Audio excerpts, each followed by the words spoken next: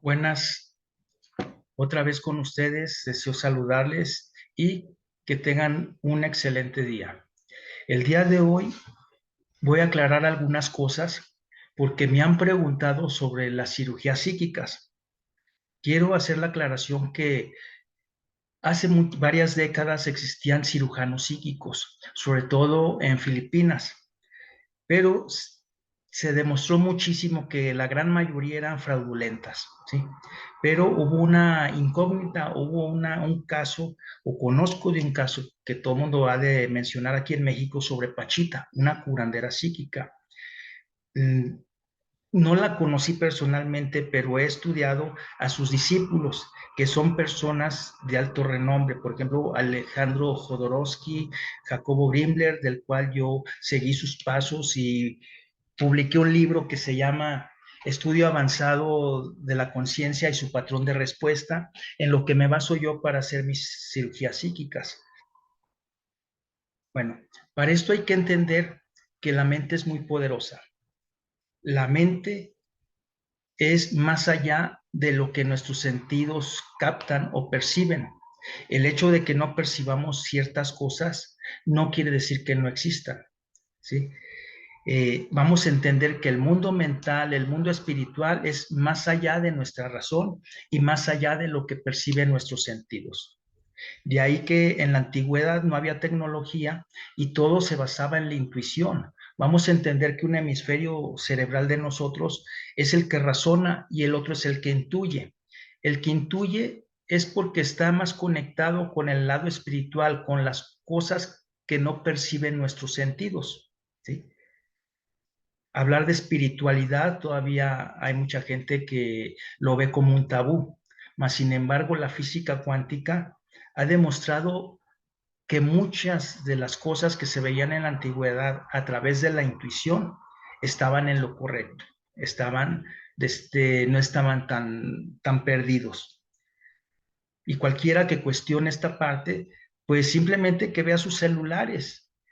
Si hace 300 años nos hubieran visto hablar con un aparatito inalámbrico, pues nos andarían quemando en la hoguera todavía, ¿sí? No lo creerían. Entonces, la ciencia neurológica o las ciencias neurológicas actualmente están demostrando la neuroplasticidad del cerebro. ¿Qué quiere decir esto? Que de acuerdo a nuestros pensamientos, nuestro cerebro se moldea y por lo tanto nuestro cerebro crea la percepción de nuestra realidad, ¿sí? Y entonces encontramos que en la parte mental, en la parte subconsciente, todo es verdad, no existe la mentira. Todo lo que se le diga al subconsciente, este no lo va a juzgar.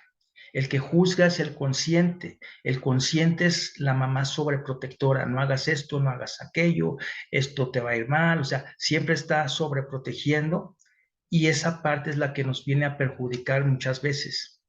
Pero el subconsciente no juzga. Un ejemplo es, imagínense que partimos un limón, lo olemos, lo palpamos, exprimimos unas gotas en la boca y lo mordemos. ¿Qué pasa con nuestra boca? Empieza a salivar, empieza a haber una reacción fisiológica en base a la imaginación, ¿sí? Nuestro cerebro se moldea de acuerdo a nuestros pensamientos y de acuerdo a esos pensamientos van a salir las órdenes para decirle cómo funcionen a nuestros órganos. Si hay una situación de peligro, si activa la adrenalina, si apaga el sistema inmunológico, aparece el miedo, ¿sí? Y entonces hay cambios fisiológicos de acuerdo a nuestras emociones. Pero vamos a entender esta parte. Se decía en la antigüedad que el macrocosmos se podía representar en el microcosmos. Y entonces nos representan una tríada, una trinidad, que vamos a verla, por ejemplo, esa trinidad como el cerebro reptiliano, que es el que apaga y prende el instinto a través del sistema hipotálamo o sistema reptilíneo.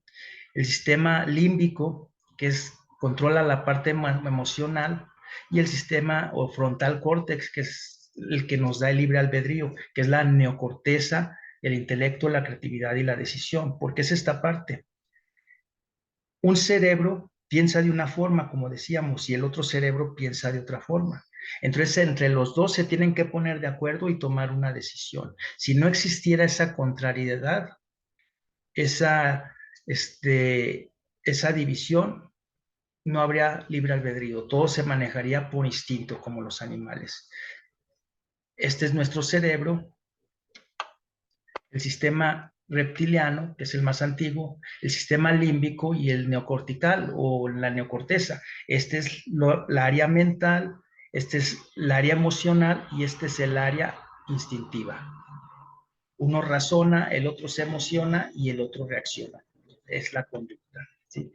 Y esta representación, estas tres potencias, las encontramos donde quiera.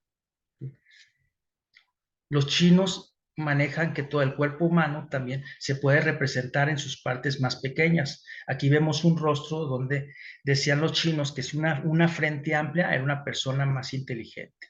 Una persona con la parte del medio más alargada es una persona más emocional.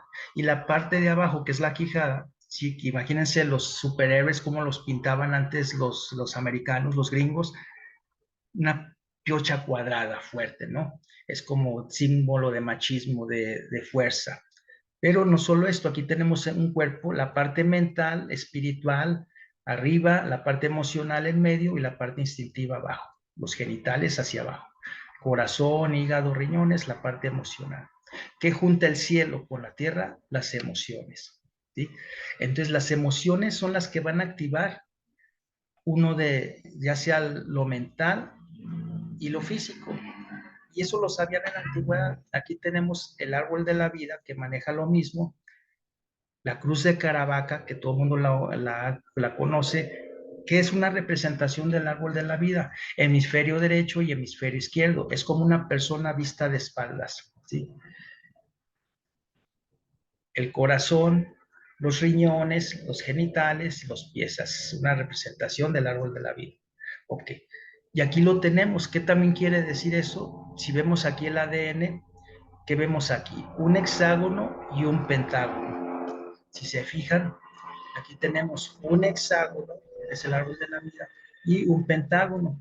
Si juntamos estos dos, tenemos 1, 2, 3, 4, 5, 6, 7, lo que se llama chakras.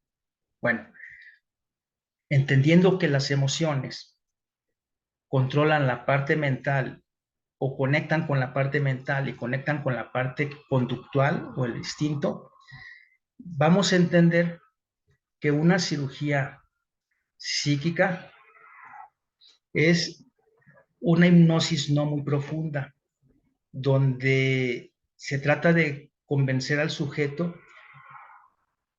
de que exonere todos esos pensamientos negativos que lo llevan a ciertas conductas que le hacen mal.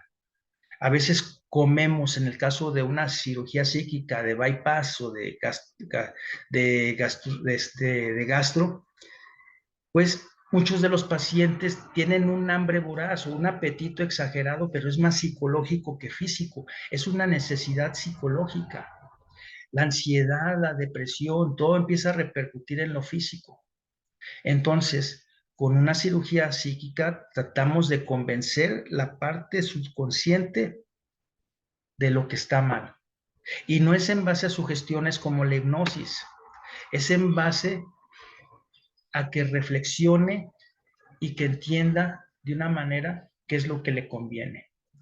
Entonces, cuando se hace una cirugía psíquica en estado de hipnosis, la mente cree que se le hizo la cirugía y por lo tanto ya no tiene ese apetito voraz, ese apetito psicológico.